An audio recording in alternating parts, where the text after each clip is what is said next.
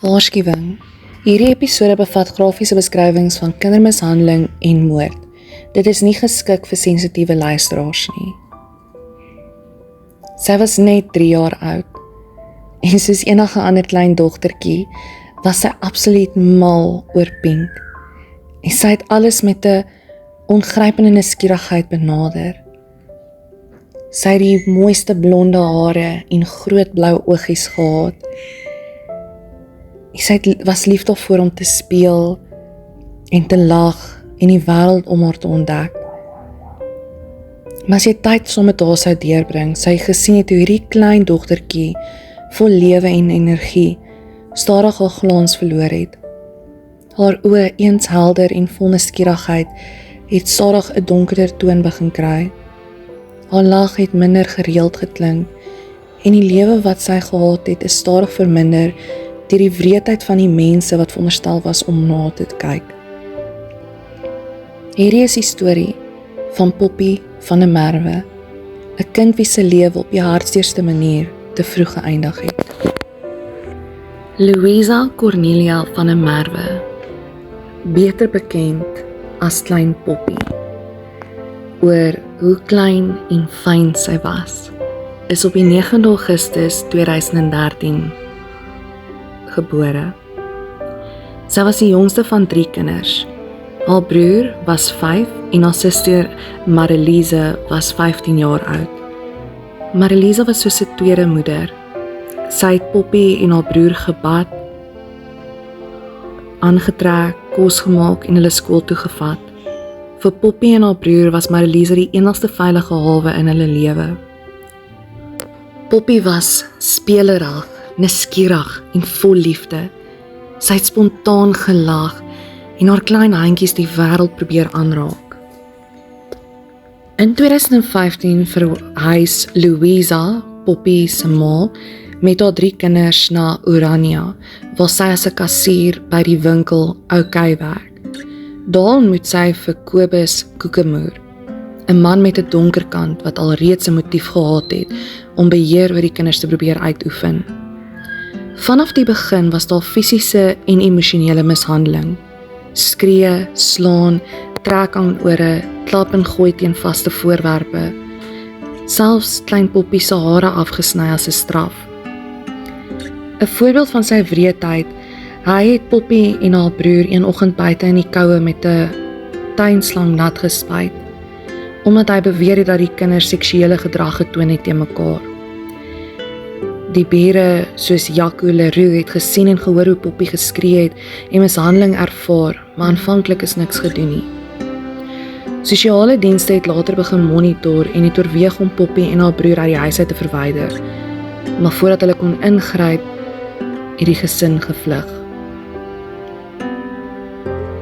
Ek wil net vinnig 'n side note hierso. In die begin het Jaco Leroux, die buurman, die situasie uitgelos.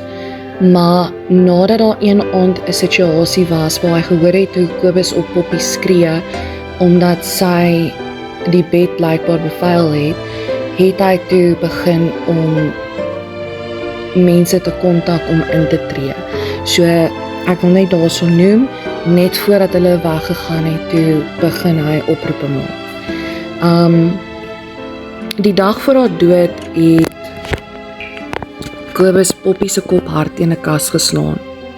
Op die oggend van 25 Oktober 2016 lê Poppy half wakker, half slaap op die kombers voor die TV. Sy wou nie eet of praat nie. Kobus het by die huis gekom en hy het gekla omdat sy net lê en niks doen nie. Binne die huis het hy haar in die maag geskop, iets wat dikwels gedoen het. Louisa het probeer ingryp, maar hy het nie geluister nie. Kobus stuur Louisa om die kruideniersware uit die kar uit te gaan haal. Wanneer sy terugkom, lê Poppy nie meer op die kombers vir die TV nie. Toe Louisa vra, maar waar is Poppy nou? Toe sê Kobus vir haar, sy speel alweer dood. Louisa het toe vir Poppy in die badkamer gekry, waar sy al reeds blou om die mond was. Reeds dood. Sy het probeer mond-tot-mond resitasie, maar dit is te laat. In 'n haas neem Kobus vir Poppy in sy arms na die Brits District Hospitaal. Paramedici probeer resusitasie, maar sy was altyd dood. Mediese ondersoek het gewys massiewe breinbloeding, waarskynlik deur 'n stomp voorwerp. Newe en ou kneusplekke oral oor haar liggaam, kneusplekke aan haar maag en haar privaatdele. Dr. Richard Goomba verklaar haar dood en sê dat dit nie natuurlik was nie en die polisie moet ingelig word. Dis toe daarso wat Louisa probeer om in te spring om te sê maar dit is nie nodig nie en hulle wil net eers binne die gesin probeer uitvind wat het nou eintlik gebeur. Natuurlik wat toe nou 'n groot rooi vlag was, want hoekom sal jy nou nie die polisie probeer om jou kind uit te vind wat met jou kind gebeur het nie. Met bewyse van mediese ondersoeke, getuienis van bure en skole word die waarheid duidelik. Kobus en Louisa word uiteindelik in hegtenis geneem en die misdade teen Poppy word volledig ondersoek. Kobus word skuldig bevind aan die moord op Poppy en Louisa se rol word ondersoek. Sy word nie as 'n mededader gesien nie, maar as 'n sosiale nalatig word beklemtoon. Kobus ontvang 'n langtermyn tronkstraf en die hof beklemtoon die tragiese verlies van 'n kind en die belangrikheid van gemeenskap invoer en beskerming. Nou, die hofsaak was baie lank. So in 'n nutshell, Louisa het geweet Kobus is skuldig. En as 'n ma het sy nie ingetree nie. Dus is Louisa 'n maand na Kobus ook gearresteer. Maar om meer te kan verstaan, kom ons kyk na die psigologiese refleksie hiervan. Om te verstaan hoe volwassenes 'n kind soos Poppy kan mishandel tot die punt van dood, is nie maklik nie. Daar is nie net een verduideliking nie, maar 'n kombinasie van persoonlike, sielkundige en sosiale faktore. Baie volwassenes wat kinders mishandel, dra hulle eie pyn en trauma van hulle kindertyd. Hulle het dalk self mishandeling ervaar, emosioneel of fisies. Sonder verwerking van hierdie trauma kan hulle normale interaksies met kinders verkeerd vertolk en hulle woede of frustrasie op die kinders uitvoer. Die kind word 'n veiligheidsklep vir onverwerkte pyn, iets wat totaal onregverdig is. Kinders is afhanklik van volwassenes en sommige mense ontwikkel 'n behoefte om ander te beheer. Mishandeling kan 'n manier wees om mag te voel wanneer hulle in hulle eie lewe voel dat hulle magteloos is. Dit is nie net 'n fisiese geweld nie. Emosionele mishandeling, vernedering en isolasie is ook deel van die patroon. Sommige mense het antisosiale of narcistiese patrone. Hulle kan nie empatie met 'n kind voel nie en sien kinders as 'n hulpbron, eerder as 'n lewendige mens met gevoelens. Hierdie mense misinterpretasie klein foute, normale kindersgedrag of selfs spontane spel as rebellie of provokasie wat lei tot wreedheid. Baie mishandelaars is emosioneel ontkoppel van hulle optredes. Hulle sien nie die kind as 'n volwaardige mens nie, maar eerder as 'n objek van woede of frustrasie op uit te leef. Gebrek aan gesonde opvoedingswaardigheid en ondersteuning speel ook 'n groot rol. 'n Volwassene wat nie hulp gesoek het nie en in isolasie lewe kan nie die gevolge van mishandeling sien of regtig begryp nie. In hulle kop dink hulle dis heeltemal normaal.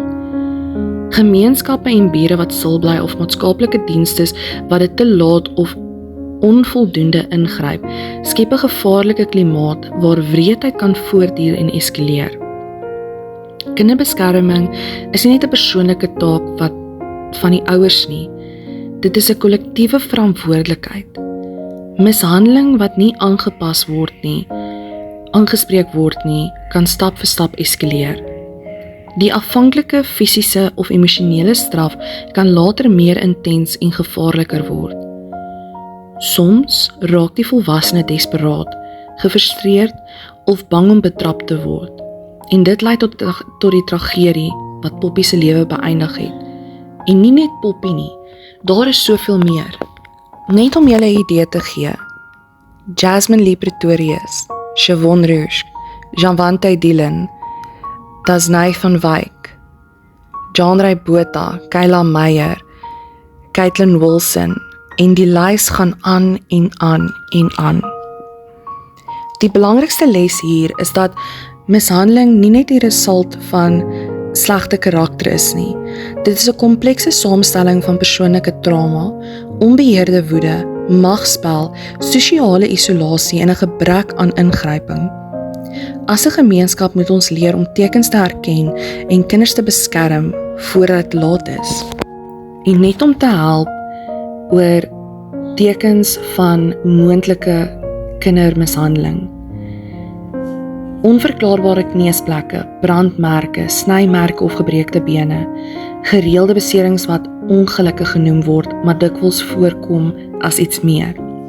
Skielike terugtrekking of bang wees vir sekere volwassenes, vrees of oormatige gehoorsaamheid teenoor ouers of versorgers, aggressiewe of ander uiterste gedrag wat nie tipies van die kind is nie, gereelde afwesigheid van die skool of laatkom sonder goeie redes, moeilikheid om met vriende of ander kinders te sosialiseer, lae selfbeeld, depressie of angs, gereeld vuil of onopgepaste geklee, honger of ondervoed of gereeld nie genoeg kos kry nie.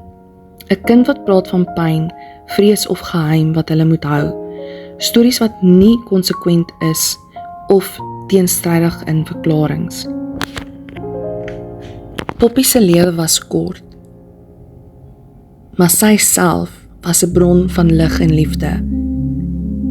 Haar verlies herinner ons dat kinders altyd beskerm moet word, al is dit teen die mense naaste aan jou. Jy kan nie altyd voorspel wie jy jou kinders rondom jou kan vertrou nie. Sy het 'n lewe verdien, vol speel, lag en liefde, iets wat sy nooit ten volle kon ervaar nie. Ek is Nicole Green, en dankie dat julle saam met my hierdie hartseer en intense storie deurgeleef het. Laat weet asseblief in die kommentaar hoe hierdie storie jou laat voel. En onthou altyd, kinders verdien veiligheid, liefde en 'n lewe wat gevier word.